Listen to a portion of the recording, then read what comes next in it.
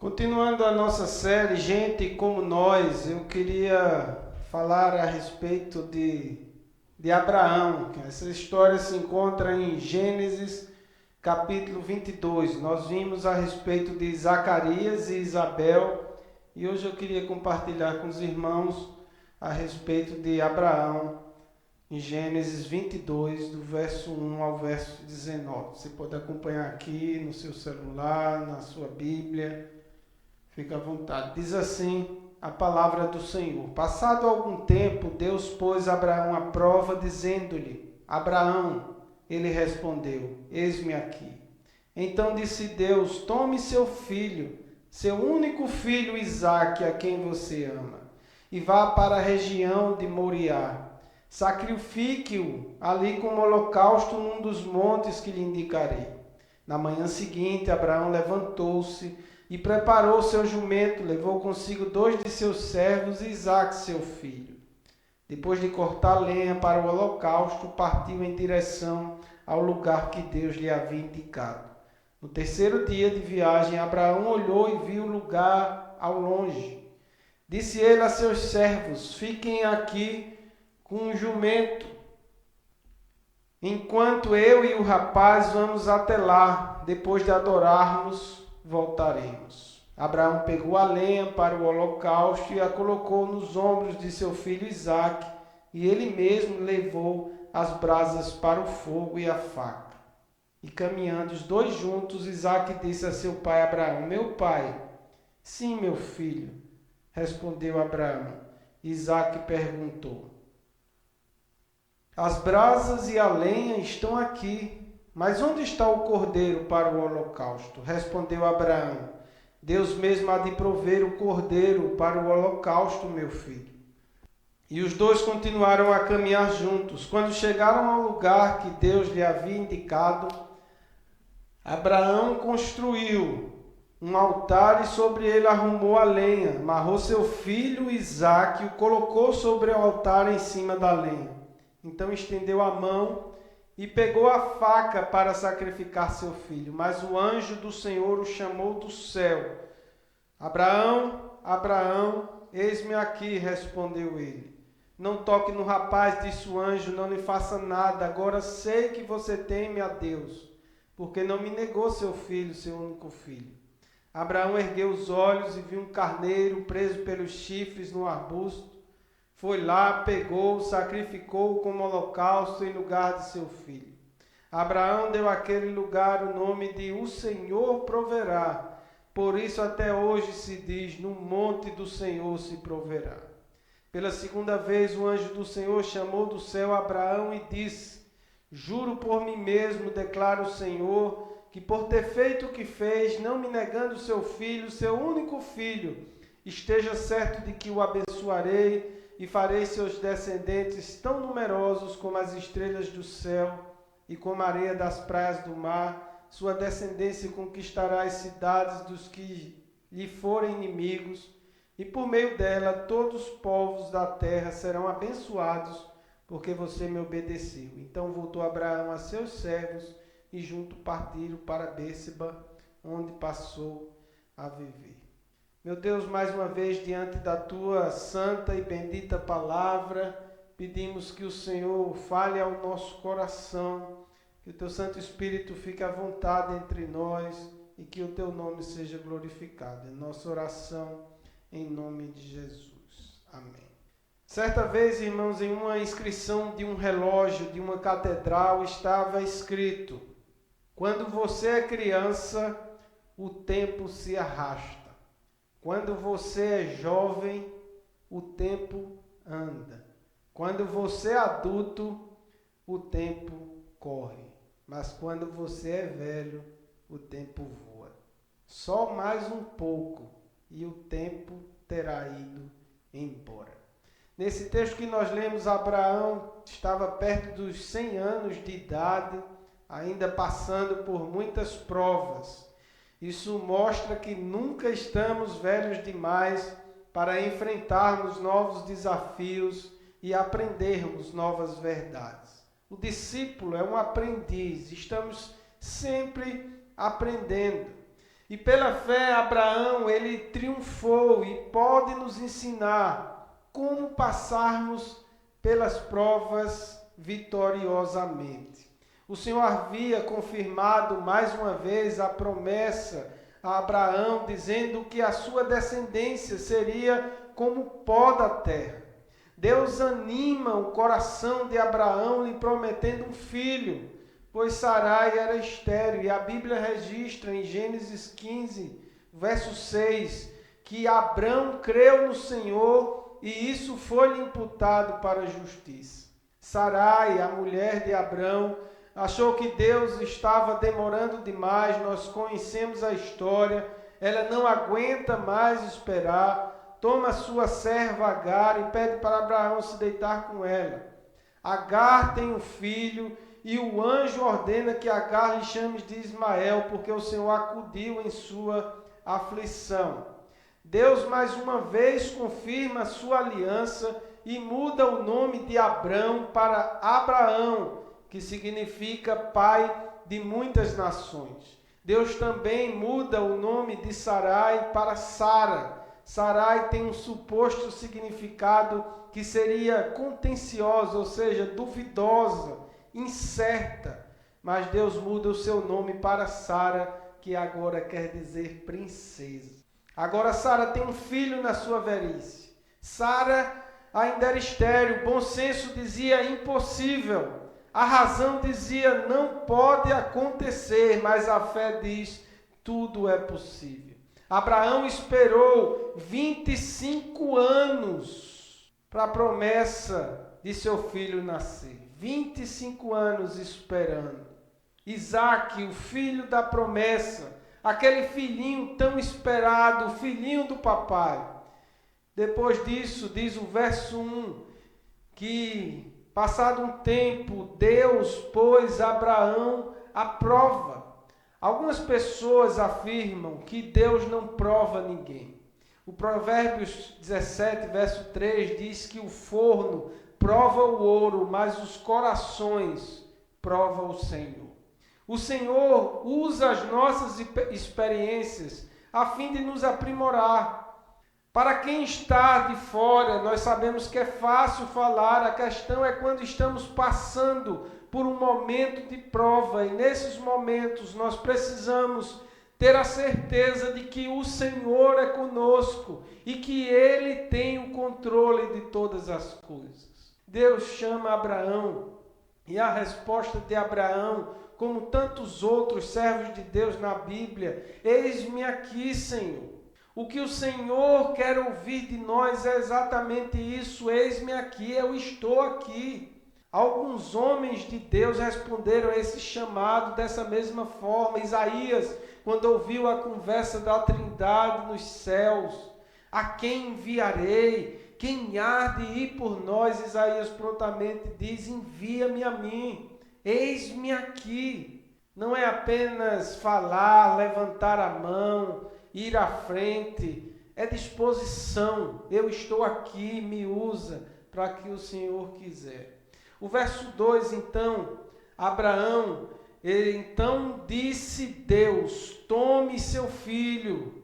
Deus disse para Abraão, tome seu filho, seu único filho, Isaque. Não é um qualquer filho, é Isaque, a quem você ama. E vá para a região de Moriá. Sacrifique-o ali como holocausto num dos montes que lhe indicarei. Irmãos, Deus, a gente sabe que Deus pede aqui algo muito difícil para Abraão. Deus pede algo que Abraão ama. Deus pede o único filho a quem ele havia prometido. Vai, oferece o teu filho em holocausto na terra de Moriá, no lugar que eu te mostrarei. E a grande questão aqui é se amamos a Deus acima de todas as coisas. O sacrifício de crianças, principalmente dos primogênitos, as divindades, era um costume de outros povos, costume dos cananeus, entre os quais Abraão morava.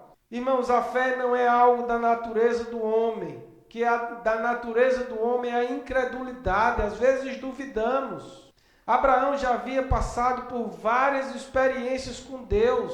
E Deus, ao longo da sua história, ao longo da sua vida, vai trabalhando no seu coração. Vai trabalhando no coração de Abraão, fortalecendo a sua fé, até que ele fosse provado. Deus cumpriu o que havia prometido no tempo determinado. Não adianta pressa. O nosso relógio não é o relógio de Deus. A nossa agenda não é a agenda de Deus.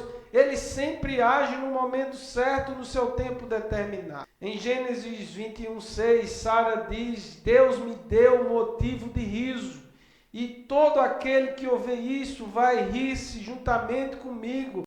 E acrescentou: quem teria dito a Abraão que Sara amamentaria um filho? Pois na sua velhice lhe dei um filho. Momento aparentemente de bonança. O filho veio, vamos relaxar. Sabe aquele momento em que tudo está aparentemente bem, tudo está caminhando, as coisas estão se encaixando. Lá em casa, quando está desse jeito, a gente já para e diz assim: acho que alguma coisa vai acontecer, porque está calmo demais. Nós passamos por momentos difíceis de tribulação, mas tem tempo que é aquele tempo de bonança. E aí vem Deus e pede a Abraão para sacrificar o seu filho, a quem ele ama, o filho da promessa. Isaac significa riso. Todos estavam rindo, todos estavam alegres. Sara, a que era estéril, agora velha, está amamentando. Deus faz assim. Todos estavam rindo. Quem diria que nessa velhice, mesmo sendo estéril, Sara poderia ter um filho? Nós sabemos que o nosso Deus é o Deus do impossível. E nós somos desafiados a, independente das circunstâncias, continuarmos crendo no nosso Deus. Depois de tudo isso, Deus pede para matar o menino. Irmãos, a lição que podemos tirar é que Deus sabe o que precisamos passar. Como tenho sempre dito aqui, podemos até não entender, mas Deus continua e continuará tendo tudo em suas mãos. O nosso Deus tem um controle de todas as coisas. Isaac provavelmente era um adolescente. Entre o capítulo 21 e o capítulo 22, vai existir um intervalo aí de quase 20 anos. Então, na sua pré-adolescência ou na adolescência, Deus chega para Abraão e diz: agora eu quero que você sacrifique o seu filho a quem você ama.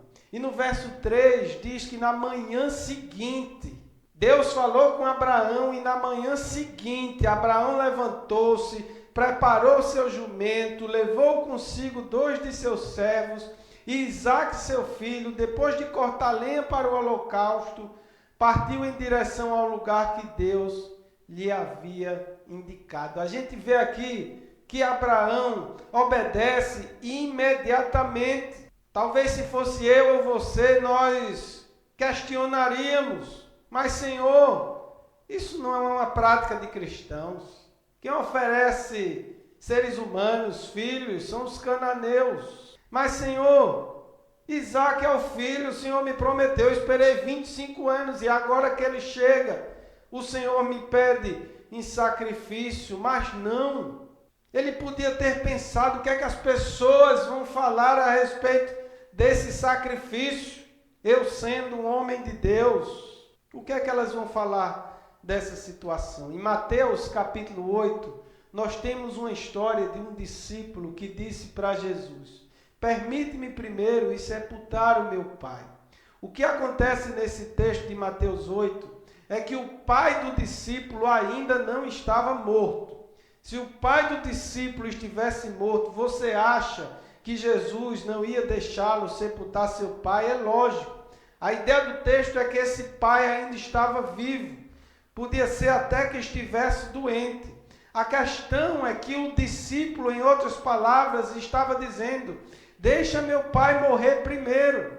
Deixa ele morrer e aí depois eu te sigo. Mas aqui no caso de Abraão é diferente, ele obedece imediatamente. Ele podia dizer: deixa o menino casar, deixa eu encontrar uma esposa, deixa eu deixar ele bem encaminhado, depois eu sacrifico. Mas não, Abraão obedece imediatamente. E nós aprendemos aqui com Abraão é que os nossos olhos devem estar nas promessas de Deus e não nas explicações. Abraão já tinha escutado do próprio Deus: Isaque será chamada a tua descendência. Deus falou para sacrificar Isaque. Na madrugada ele se levanta, prepara seu jumento, 2 servos, pega Isaque e a lenha e vai para a terra de Moriá. Imagine o coração de um pai levando seu filho para ser morto, o filho da promessa. Imagine o que estava passando no coração de Abraão.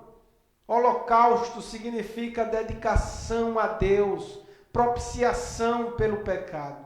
Irmãos, temos outra grande lição aqui. Nem sempre nós vamos encontrar respostas para tudo.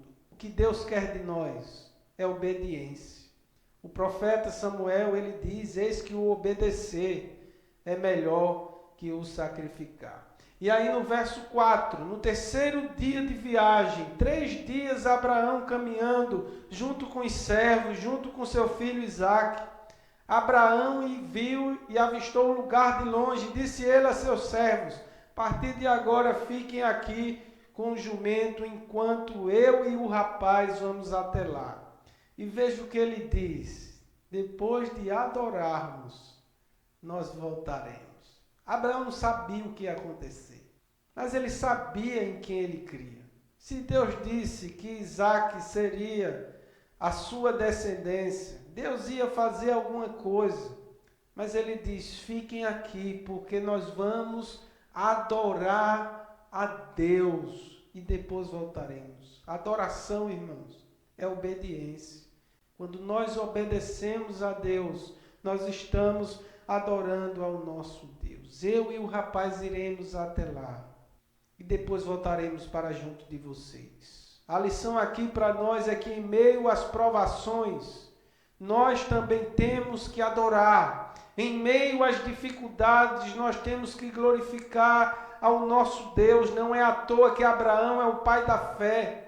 Abraão estava certo, tinha convicção no coração de que uma forma ou de outra aquele menino voltaria. Em Hebreus está revelado o segredo de Abraão. Ele cria que Deus era poderoso até para ressuscitar o menino dentre os mortos. Deus chama Abraão a adorá-lo. Outra lição aqui é que Abraão prosseguiu sozinho, despediu seus servos. Existem momentos em que contamos com o apoio de famílias. Existe momento em que contamos com o apoio de irmãos, de amigos amados. Mas existem momentos em que temos que subir no monte sozinhos. É aquele momento que somos apenas nós e o Senhor. É a nossa prova. É o momento de Deus tratar com o nosso coração. Eu não estou afirmando que Deus só fala no monte. Tem gente que acredita que para Deus falar tem que subir no monte. Não é o lugar. Deus não habita mais em templos feitos por mãos humanas. Aliás, Deus fala no monte, um monte de páginas chamada Bíblia. Se você quiser ouvir a voz de Deus, vá na Bíblia. Se quiser ouvir de voz alta, voz audível, leia a Bíblia em voz alta. Nós não precisamos de revelações, nós não precisamos de sonhos. Nós temos a palavra de Deus em nossas mãos, a revelação de Deus, a boca de Deus para nós. E a partir do verso 6 diz que Abraão pega a lenha para o holocausto, a coloca nos ombros do seu filho Isaque. Você vê que ele já tinha força para carregar a lenha. Ele mesmo leva as brasas para o fogo e a faca. E caminhando os dois juntos, Isaque disse a seu pai Abraão: meu pai.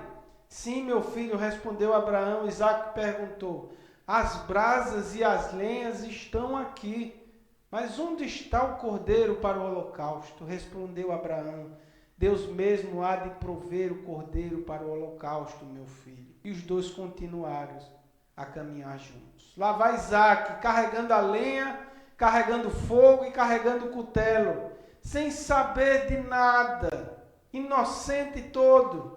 Nós cristãos às vezes somos questionados de alguma forma, como por exemplo, por que é que Deus criou Satanás sabendo que ele iria se rebelar? Por quê? Por que que Deus disse a Adão e Eva, disse para Adão, para não comerem da árvore, sabendo que eles iriam pecar? E aqui nós estamos diante de uma pergunta que Isaac faz a Abraão: está aqui o fogo, está a lenha, mas cadê o cordeiro? Cadê o sacrifício para o holocausto? Uma resposta a todas essas perguntas é a mesma resposta à pergunta sobre Isaac a Abraão. Deus vai cumprir seus planos no seu devido tempo, de forma que ele será glorificado. Isaías diz no capítulo 14, verso 24, que o Senhor dos Exércitos jurou dizendo: como pensei, assim sucederá, e como determinei, assim se efetuará. Para mim, a resposta de Abraão é uma das respostas mais belas e mais significantes da Bíblia. Deus proverá. Deus vai prover. Essa resposta é uma resposta ousada, mas ao mesmo tempo é uma resposta confortante, traz conforto ao nosso coração. Deus vai prover. Essa expressão é Jeová Jirê, é o Deus da providência, é o Deus que provê todas as coisas. Entenda, Deus é um Deus provedor. Não é prover uma casa nova, não é prover um carro, não é prover aquela viagem dos sonhos, é muito mais do que isso. É muito mais do que isso. Deus vai prover um substituto. Seu único filho, o filho prometido. O Senhor, ele supre nossas necessidades. Ele sabe o que temos que passar. Ele pode prover essas coisas. Abraão estava onde Deus ordenou. Ele estava fazendo justamente aquilo que Deus determinou, que Deus lhe deu a ordem. Ele podia abrir os seus lábios e dizer: eu estou no centro da vontade de Deus. E a pergunta para mim e para você: estamos obedecendo a Deus? Hudson Taylor colocou na porta da sua casa Ebenezer e Jeová Jirê, quando ele diz que quando ele olha para trás, ele vê a mão de Deus, o Senhor está cuidando. Mas quando ele olha para frente, ele vê a promessa de Deus. Como temer? Como eu vou temer se até aqui o Senhor tem me ajudado? Como eu vou temer se eu sirvo ao Deus que provê todas as coisas? Olhe para a vida de Abraão, imagine o coração. Um pai que está caminhando para matar seu próprio filho. Se aproxima do lugar a que Deus indicou no verso 9 e 10, diz que ele chega a amarrar o seu filho sobre a lenha. Ele amarrando o menino, toma o cutelo para imolar o seu filho. Era preciso de lenha, era preciso de fogo, mas não podia faltar o essencial, o cordeiro. O sacrifício. Percebam que o que mais importa, que é o cordeiro, estava faltando. Os reformadores enfatizaram solenemente o conceito de sola Christus, de somente Cristo, resgatando a ideia central do Novo Testamento sobre Jesus. Não pode haver culto cristão sem a celebração da vida, morte e ressurreição do Cordeiro. Não existe culto cristão sem a presença do Cordeiro. E a pergunta é: onde está o Cordeiro? Essa pergunta é uma pergunta fundamental para o culto que nós prestamos. Não há culto sem a presença do Cordeiro. Sem o Cordeiro não existe adoração. O Cordeiro precisa estar no centro. O Cordeiro tem que ser exaltado entre nós. porque se Cristo não for exaltado e glorificado, não existe culto. O cordeiro simbolizava o nosso Senhor. João Batista, quando vê Jesus, ele diz: eis o Cordeiro de Deus, que tira o pecado do mundo, o Cordeiro inocente, que morreu por causa do meu e do seu pecado. No Moriá, o Filho foi substituído pelo Cordeiro, mas na cruz, o Cordeiro foi substituído pelos filhos. O verso 11 e 14. 11 a 14 diz: mas o anjo do Senhor o chamou do céu: Abraão, Abraão, a quem me respondeu ele: não toque no rapaz, disse o anjo, não lhe faça nada, agora eu sei que você teme a Deus, porque não me negou seu filho, seu único filho. Abraão ergueu os olhos, viu um carneiro preso pelos chifres no arbusto. Foi lá, pegou e sacrificou como holocausto em lugar de seu filho. Abraão deu aquele lugar, o nome de o Senhor proverá. Por isso até hoje se diz: no monte do Senhor se proverá. A fé agora foi confirmada pela obediência. Quem não ama não obedece. Deus pede o filho de Abraão. Deus estava interessado não no filho, mas no coração de Abraão. Toma teu filho a quem você ama.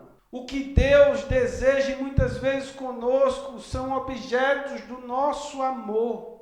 A questão não era o sacrifício, mas a fé, a obediência, a confiança. Deus tem prazer quando a gente coloca a nossa confiança nele.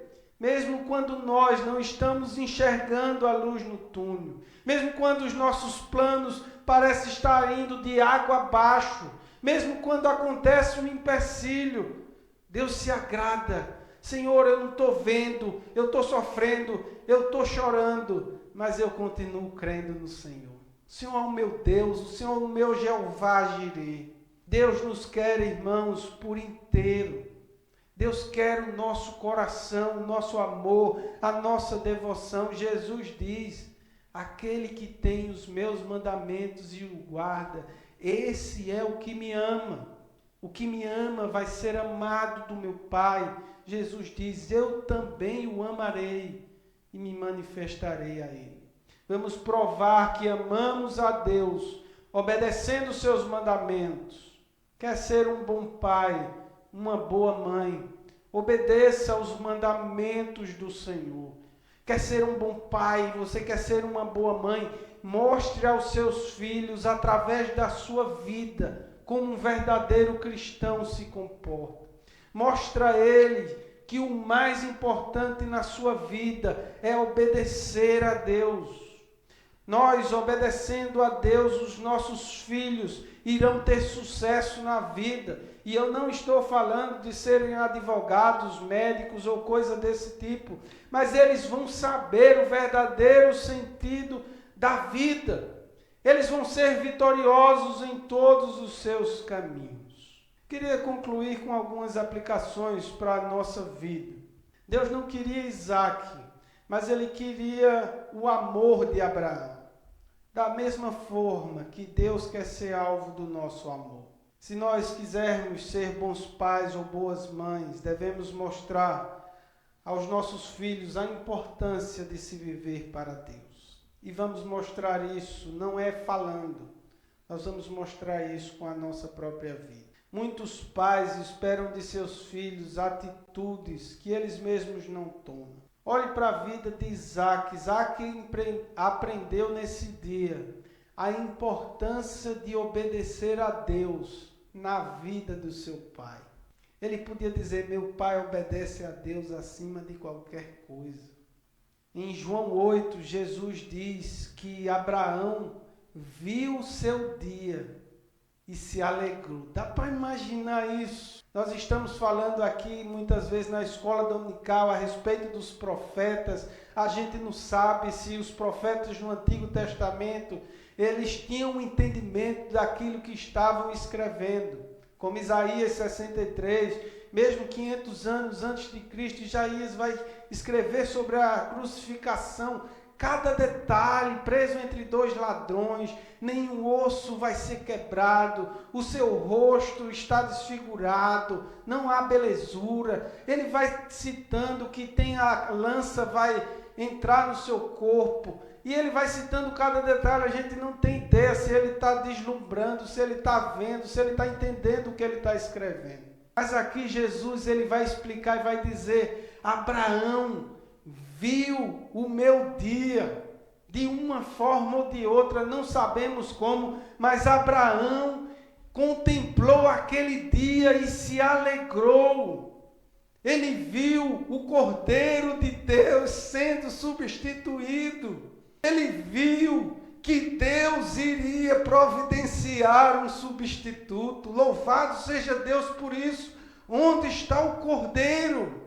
E essa é a história. Essa história é uma fraca figura do sacrifício perfeito na cruz do Calvário. Eles caminharam 3 dias, assim como Jesus ficou 3 dias entre a morte e a sua ressurreição. Isaac leva a lenha nas costas. O nosso Senhor carrega o madeiro. Isaac poderia ter resistido à ordem de Deus. Cristo também não resistiu à vontade do Pai. O nosso bendito Salvador foi até o fim. Nenhum substituto foi encontrado, porque o nosso Senhor era o próprio Cordeiro. Ele era o substituto. O Senhor Jesus se entregou como um sacrifício perfeito ao Pai. Louvado seja Deus, porque Ele providenciou o Cordeiro. Não apenas o Cordeiro para o holocausto feito por Abraão, mas o Cordeiro que derramou seu sangue na cruz do Calvário, o Cordeiro que tira o pecado do mundo, o Cordeiro que nos dá vida e vida abundante, o Cordeiro que transforma a nossa vida, o Cordeiro de Deus que provê as nossas necessidades. Foi Jesus que sofreu por nós, foi Jesus que sofreu o castigo que nos traz a paz. Deus lançou sobre ele.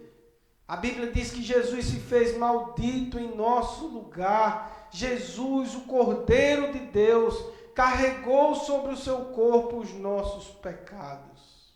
Eu e você merecíamos ser o sacrifício. Muitas vezes nos colocamos no lugar de Abraão, principalmente nós que somos pais. Mas também devemos nos colocar no lugar de Isaac. A Bíblia diz que nós somos levados ao matadouro todos os dias, diariamente. Louvado seja Deus, porque Ele providenciou o Cordeiro. Quem era para estar na cruz era eu e você, pecadores. Mas o Senhor, o Pai, Ele providencia o Cordeiro Santo, sem defeito. Louvado seja Deus, porque o sacrifício foi feito. O sacrifício foi aceito. Jesus pagou o preço que eu e você não poderíamos pagar. O sacrifício do Senhor foi aceito. E hoje nós estamos celebrando a ceia do Senhor. O Cordeiro de Deus que foi morto na cruz por amor ao seu povo, por amor à sua igreja. E ceia é um lugar de intimidade. A gente leva para a nossa mesa quem a gente quer ter relacionamento. E o Senhor nos convida a celebrarmos a ceia do Senhor. Você que não foi batizado, que ainda não faz parte de alguma igreja cristã, eu desafio você a ter esse compromisso com Deus, de seguir a Jesus, de entregar a sua vida, de caminhar com Cristo, crendo nas suas promessas e poder participar desse momento tão maravilhoso, onde as nossas forças são renovadas. Nós não acreditamos que esse pão vai ser transformado no corpo de Cristo, nem que o suco de uva vai ser transformado no seu sangue. mas nós cremos que esses elementos são meio de graça, de fortalecimento para a nossa alma. Nós lembramos sempre do sacrifício feito por Cristo. Essa é a nossa Páscoa. Nós celebramos a Páscoa não com pães asmos, sem fermento. Nós celebramos a nossa Páscoa quando participamos desse momento da ceia do Senhor, a passagem de uma velha vida para uma nova vida em Cristo. Esse sacrifício foi aceito e diante dessa celebração, dessa mesa, eu desafio você a olhar para o seu coração. O apóstolo Paulo, se você quiser abrir 1 Coríntios, capítulo 11, a partir do verso 17, diz: entretanto, nisto que lhes vou dizer, não os elogio, pois as reuniões de vocês mais fazem mal do que bem. Em primeiro lugar, ouço que quando vocês se reúnem como igreja, há divisões entre vocês e até certo ponto eu creio, pois é necessário que haja divergência entre vocês, para que sejam conhecidos quais dentre vocês são aprovados. Quando vocês se reúnem, não é para comer a ceia do Senhor, porque cada um come a sua própria ceia sem esperar pelos outros. Assim, enquanto um fica com fome, outro se embriagava. E aí o apóstolo Paulo, ele continua falando no verso 23. Pois eu recebi do Senhor o que também lhes entreguei, que o Senhor Jesus, na noite em que foi traído, enquanto o homem pensava em traição, nosso Senhor estava pensando na nossa redenção. Ele tomou o pão, tendo dado graças, partiu e disse: isto é o meu corpo que é dado em favor de vocês, façam isto em memória de mim. Da mesma forma, depois da ceia, ele tomou o cálice e disse: este cálice é a nova aliança no meu sangue. Façam isso sempre que o beberem em memória de mim, porque sempre que comerem desse pão e beberem deste cálice, vocês anunciam a morte do Senhor até que ele venha. Todo aquele que comer o pão ou beber o cálice do Senhor indignamente será culpado de pecar contra o corpo e o sangue do Senhor.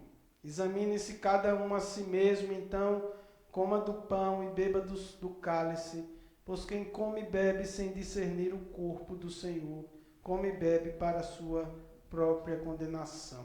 Por isso há entre vocês muitos fracos e doentes, e vários já dormiram. Essa é a orientação do apóstolo Paulo. Eu queria desafiar vocês, no momento em que o pão e o suco de uva forem distribuídos, espere para a gente celebrar junto como povo de Deus. Não feche os olhos, porque esse é um momento de comunhão.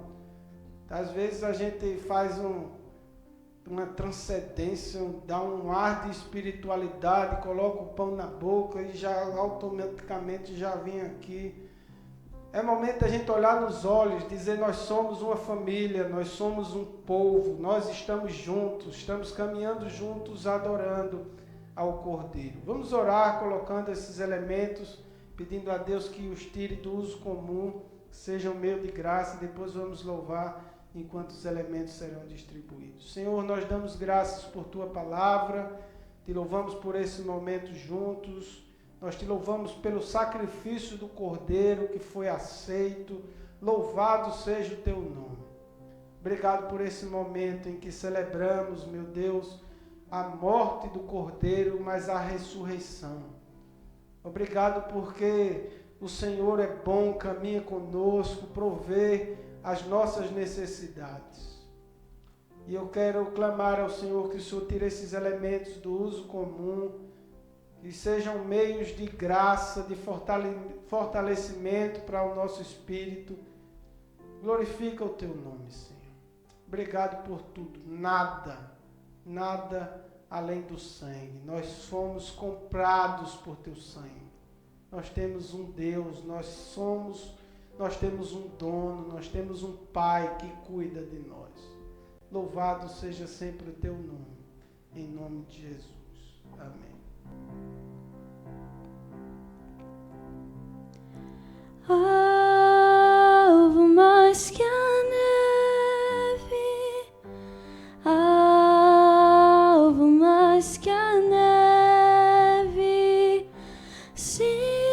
neste sangue lavado, mais alvo que a neve serei.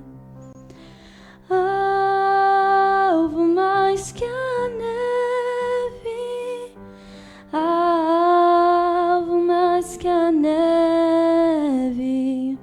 Se neste sangue lavado, mais alvo que a neve serei. Louvado seja Deus por esse momento, o sacrifício do Cordeiro. Comamos todos em memória dele. Bebamos todos em memória do Senhor. Meu Deus, bendito seja o Cordeiro que nos lavou em seu sangue. Cordeiro que se faz presente na nossa vida. Louvado seja o teu nome. Obrigado, meu Deus, pelo teu sacrifício e por esse momento como família, como povo teu, celebrando, meu Deus, a tua vida, tua morte, o sacrifício, tua presença em nós. Obrigado porque o teu sangue nos purifica. Obrigado pelo sacrifício do Senhor na cruz do Calvário. Nós rendemos graças ao Senhor, em nome de Jesus. Amém. Recebam a bênção, irmãos, que a graça do Senhor Jesus Cristo, o amor de Deus o Pai, as consolações do seu Santo Espírito estejam com todos nós, com todo o povo de Deus espalhado na face da terra, desde agora e para todos sempre. Amém.